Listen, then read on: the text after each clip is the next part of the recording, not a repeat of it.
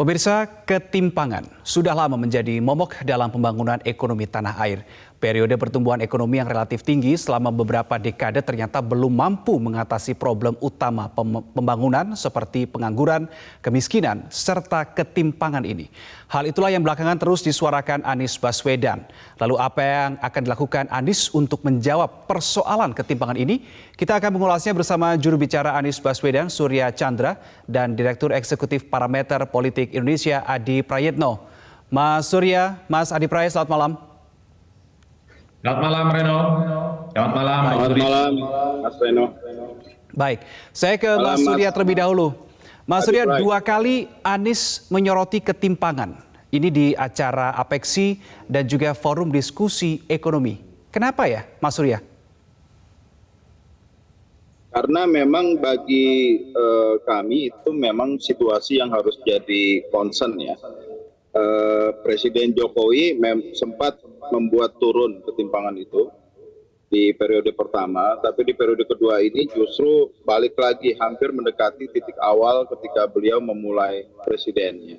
Dan ini harus jadi perhatian kita semua, apa yang sebenarnya terjadi. Bagaimana dampak dari krisis pandemi itu terhadap ketimpangan yang mulai balik lagi ke situasi awal tadi. Apa yang salah dalam kebijakan kita dan sebagainya. Apakah memang strategi membuat undang-undang cipta kerja menjawab atau malah memperparah? Karena cipta kerja itu kan salah satu poinnya adalah bagaimana mendorong investasi sebesar-besarnya secepatnya. Dan salah satu cara yang menarik investasi adalah mengurangi upah. Padahal yang dikenal sebagai aspiring middle class di kita itu artinya kelompok yang nyaris miskin tapi tidak miskin, tapi dia bisa jadi miskin kalau sakit misalnya, itu sangat besar Mas, 120 juta saat ini. Harus ada langkah-langkah konkret bagaimana mendorong aspiring middle class ini menjadi middle class, karena middle class lah yang kuat menghadapi tekanan dan mampu keluar dari krisis yang dihadapi dan tidak menciptakan ketimpangan yang lebih.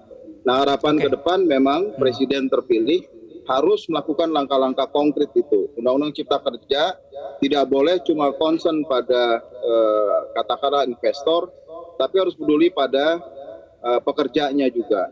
Undang-undang Cipta Kerja juga perlu memikirkan bagaimana dampak pada lingkungan dan seterusnya. Hal-hal inilah barangkali yang menjadi concern Pak Anies, dan beliau menunjukkannya dengan satu ilustrasi yang sangat gamblang ya soal listrik atau lampu di malam hari.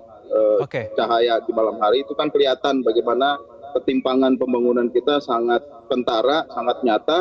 Di barat terang, di timur hampir gelap semua, dan bahkan di kota-kota besar yang ada di timur pun tidak terang begitu. Dan ini jadi satu indikator kuat masalah ini dan perlu diangkat saya kira dalam perdebatan capres khususnya nanti. Mas Surya, apakah ironi ketimpangan ini 2 kali disebutkan oleh Anies Baswedan ini juga sengaja dilakukan untuk kemudian menguatkan narasi perubahan yang selama ini selalu digelorakan oleh Anies Baswedan? Ya, lepas dari soal jargon, memang itu concern yang harus diangkat saya kira bagi Pak Anies. Dan kalau memang harus ada yang diperbaiki, harus diperbaiki. Jadi jangan sampai seolah-olah kita ini baik, ekonomi baik-baik saja. Pertumbuhan ekonomi itu menjadi patokan angkanya aja. Kita melihat ada gap yang justru makin meningkat. Dan saya kira Pak Jokowi sendiri juga tidak ingin itu terjadi. Beliau itu kan concern di awal-awal kekuasaan dulu di 2014 juga bicara soal ini sebetulnya. Tapi apa yang terjadi di periode kedua ini saya kira perlu jadi perhatian kita semua. Siapapun calon presiden harus bicara soal ini. Dan bagi saya ya sangat penting karena Pak Anies salah satu yang sangat concern dari ini soal ini ya, dan memang sudah menjadi pilihan kebijakan beliau ke depan. Baik, saya ke Mas Adi Prayitno. Mas Adi, kalau Anda melihat ironi ketimpangan yang diangkat oleh Anies Baswedan setidaknya 2 kali yang kami monitor disuarakan begitu, apakah ini juga akan kemudian menguatkan narasi perubahan dan juga untuk mengefektifkan gelora narasi perubahan ini ke masyarakat? Mas Adi, menurut Anda? Ya, saya kira memang tidak ada yang bisa membantah ketika Anies misalnya bicara tentang ketimpangan sosial dalam berbagai event-event politik yang saya kira cukup terbuka sudah disampaikan kepada publik. ini semakin menabalkan satu keyakinan bahwa Anies itu memposisikan dirinya sebagai orang, sebagai capres yang akan terus mencoba untuk membuat satu terobosan-terobosan yang cukup signifikan untuk mengubah Indonesia tentunya untuk jauh lebih besar ya. Artinya kalau melihat Anies di 2024, orang akan melihat ini sosok yang akan menjual ide-ide yang kemudian akan membuat bagaimana disparitas dan kesenjangan itu bisa dikurangi. Meski pada saat yang bersamaan Mas Reno dan Bang Surya harus kita akui soal kesenjangan sosial, soal kesenjangan pembangunan ini kan sebenarnya sudah bergulir lama ketika Indonesia terbebas dari kungkungan Orde Baru 99 sampai sekarang isu ini terus menguat sebenarnya. Bahkan ketika ada ide tentang adanya otonomi daerah, pilkada dipilih langsung oleh rakyat, DPRD juga bisa dipilih langsung oleh rakyat. Ini kan sebagai upaya bagaimana pembangunan itu tidak hanya terpusat di Jawa. Ini gagasan-gagasan besar yang sebenarnya sudah hampir 20 tahun reformasi kita bergulir, tapi soal kesenjangan itu tidak bisa tuntas. Bahkan sudah beberapa kali berganti presiden, soal kesenjangan ini juga tidak bisa tuntas setuntas-tuntasnya. Nah, kalau kita melihat keinginan Jokowi misalnya, dia membangun infrastruktur, beliau membangun infrastruktur, ada IKN, ini kan diikhtiarkan supaya pemerataan pembangunan itu tidak hanya di Jawa, tidak hanya di Jakarta, tapi juga merata di seluruh Indonesia, Kalimantan, Sulawesi, dan terutama di daerah-daerah yang paling timur. Oleh karena itu saya kira memang menjadi penting sebenarnya bagi Anies ke depan dan Bang Surya, bagaimana cara menerjemahkan supaya soal ketimpangan sosial itu menjadi program yang entah siapapun nanti presidennya kalau terpilih mampu mendistribusikan harapan-harapan supaya pemerataan pembangunan itu tidak hanya dirasakan oleh segelintir orang. Apa yang kemudian akan disampaikan oleh Anies dan tim suksesnya ketika punya gagasan besar tentang ketimpangan itu harus terdistribusi merata. Sehingga kalau melihat Indonesia dari atas di malam hari, yang terang itu bukan hanya Jawa Timur, bukan hanya Jakarta, bukan hanya Jawa Barat, bukan hanya Jawa Tengah, dan bukan hanya Banten, tapi daerah-daerah lain juga terang. Nah, ide-ide yang semacam ini perlu dieksplanasi supaya misalnya penjelasan-penjelasannya lebih agak sedikit taktikal dan teknis, sehingga publik misalnya agak sedikit mudah untuk memahaminya. Misalnya ketika Jokowi bilang IKN, itu kan sebagai upaya supaya ada pembangunan tidak hanya di Jawa, tapi juga melebar ke tempat yang lain. Ketika ada infrastruktur tol yang kemudian menyambungkan antara Surabaya dan Madura misalnya, Surabaya dan Jawa Timur, itu kan sebagai upaya untuk memangkas bagaimana moda transportasi dan ongkos selama ini cukup mahal bisa lebih murah, dan yang paling penting ini bisa meningkatkan investasi dan pembangunan. Ini ide besarnya, meski pada saat yang bersamaan harus kita akui Tapi banyak hal yang sebelumnya belum tuntas dan belum maksimal ya, yang saya kira di periode kedua Jokowi ini yang perlu dibenahi secara tuntas siapapun nantinya yang jadi presiden di Republik Indonesia. Mas Adi, Mas Surya, kalau kita melihat ada pihak yang mencoba membelah ini antara narasi perubahan dan juga keberlanjutan. Nah, saya ingin tahu Mas Surya, sebagaimana sebetulnya Anies Baswedan menilai adanya dikotomi antara perubahan dan keberlanjutan. Tapi ditahan dulu jawabannya, kita lanjutkan di segmen berikutnya. Pemirsa tetap bersama kami di Prime Time News. Kami lanjutkan perbincangan dengan Mas Surya Chandra dan juga Mas Adi Prayitno. Saya ke Mas Surya, bagaimana Anies Baswedan menilai ada dikotomi, Mas Surya, antara perubahan dengan keberlanjutan yang semakin santer kita dengar belakangan ini dilontarkan beberapa pihak? Kalau saya ngelihat nggak ada dikotomi ya, itu kan satu kesatuan. Tidak ada yang tetap di dunia ini selain perubahan itu sendiri. Siapapun yang mengatakan itu pasti nyambung begitu ya. Dalam perubahan pasti ada sesuatu yang dipertahankan, dalam yang dipertahankan pasti ada perubahan. Gitu. Itu bukan soal dikotomi saya kira, tapi lebih menegaskan apa yang menjadi concern, apa yang menjadi tantangan kita sekarang secara lebih gamblang. Dan saya senang karena Pak Anies menyampaikan itu secara terbuka ya. Isu ketimpangan ini kan muncul juga antara lain dari kesalahan atau strategi kita dalam menilai kemiskinan misalnya. Atau yang disebut dengan pemerataan tadi. Mas Adi Pray mencontohkan bangun jalan itu tujuannya baik gitu ya. Kita tahu ada Trans Papua sekarang. Tapi teman-teman atau kita semua paham nggak yang di Papua itu mempertahankan jalan itu lebih mahal daripada bangun jalannya. Jadi maintenance-nya sangat luar biasa di sana, dan kalau tidak cukup ekonomi yang menggunakan jalan itu, lama-lama jadi hutan lagi tuh jalan. Nah pertanyaannya buat apa bikin jalan itu? Apakah sekadar kelihatan bagus gitu, ada pekerjaan, atau malah memberikan pemborosan yang tidak perlu. Harus ada hitungan-hitungan.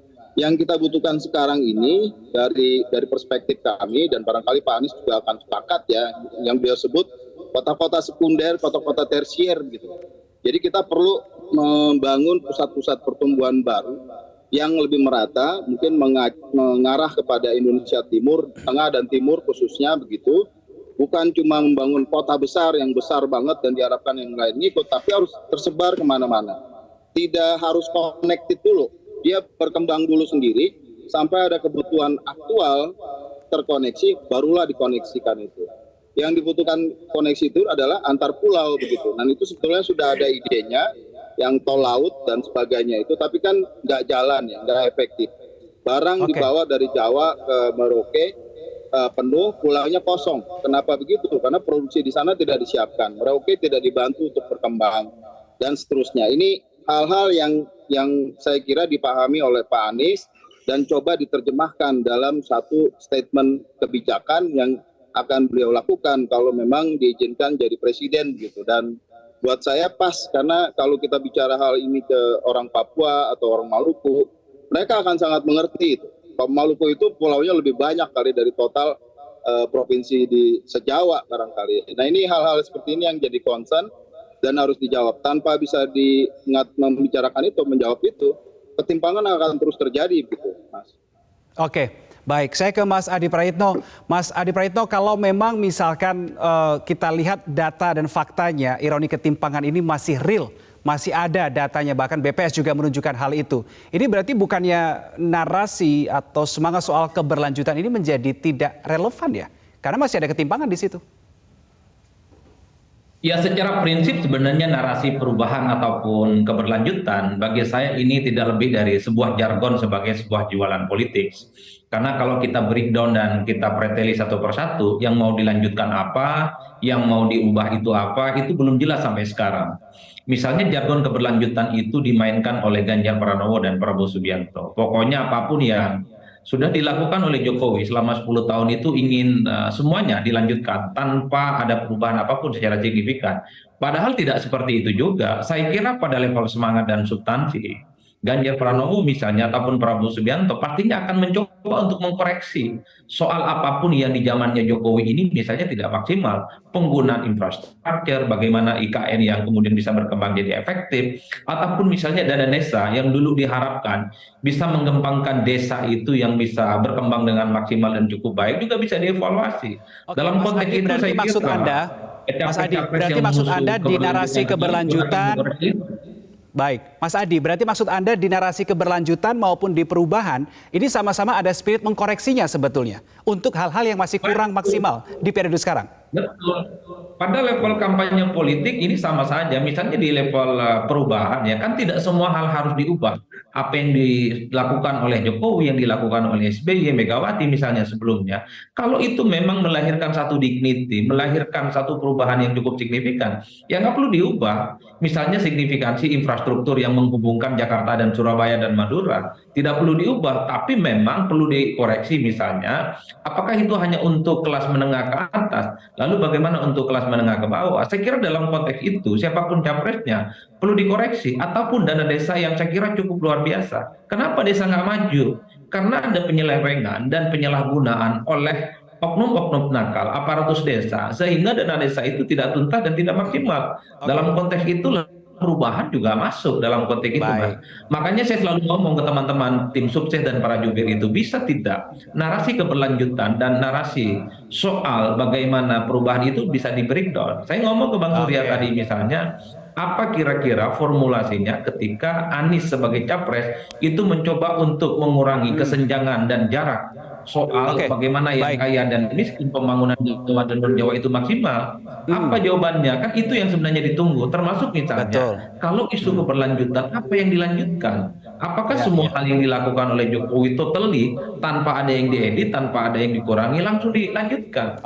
Sementara misalnya angka kemiskinan, pengangguran, akses terhadap dunia pekerjaan itu semakin rumit. Tentu efek pandemi COVID. Ini yang saya kira bahwa mau jargon politik yang kelanjutan ataupun perubahan, ini sebatas bagi saya adalah komunikasi bagaimana sang capres ini mulai dikenal dan mulai beradaptasi kepada pemilihnya. Baik, berarti tidak perlu lagi ada perdebatan yang ini perubahan, yang ini keberlanjutan, karena sebenarnya spiritnya sama di dalamnya, yaitu untuk mengkoreksi kekurangan di periode sebelumnya. Saya terakhir ke Mas Surya, seperti yang tadi ditanyakan oleh Mas Adi Prayitno, sebetulnya ketika mengkoreksi atau mengangkat ironi ketimpangan ini, Anies Baswedan sudah punya solusinya belum? Dalam bentuk program misalkan, Mas Surya? Yang solusi yang ditawarkan itu adalah pertama-tama mengakui dulu ada ketimpangan. Itu sudah separuh dari solusi. Selama ini kan isu ini ditenggelamkan ya, seolah-olah didinai gitu, dipinggirkan dan dinafikan. Padahal ketimpangan jelas nyata. Dan memang kalau kita cari angkanya di mana persisnya, memang problematik. Orang yang kaya itu tidak mau kelihatan kaya, yang miskin itu seolah-olah malu kalau dibilang miskin gitu. Nah, yang kejadian nyata adalah memang angka tabungan kita yang di bawah 10 juta itu menurun, Mas Reno, sekarang. Artinya apa? Orang tidak punya duit lagi untuk ditabung. Kebutuhannya sudah sedemikian rupa, dia gunakan hari ke hari. Nggak usah jauh-jauh, Mas naik Gojek aja deh, tanya, boleh nggak saya bayar pakai GoPay gitu atau mendingan cash? Kalau boleh cash, Pak, karena saya nggak punya duit buat beli bensin, ntar habis ini habis nganter Bapak. Jadi hal-hal inilah yang saya kira penting, dan sekali lagi Pak Anies itu ingin mengangkat itu ke dalam level lebih makro ya, kebijakan negara, bagaimana undang-undang dibuat, bagaimana kita memperhatikan daerah timur di Indonesia ini, bagaimana kita menyiapkan middle income. Oke. Baik, terima kasih Mas Surya Chandra, juru bicara Anies Baswedan, dan juga pengamat politik Mas Adi Prayitno sudah bergabung bersama kami berbagi perspektif pada malam hari ini di Prime Time News. Selamat malam, Mas Adi, Mas Surya. Cara mudah mendapatkan informasi dengan satu sentuhan jari. Download Metro TV Extend.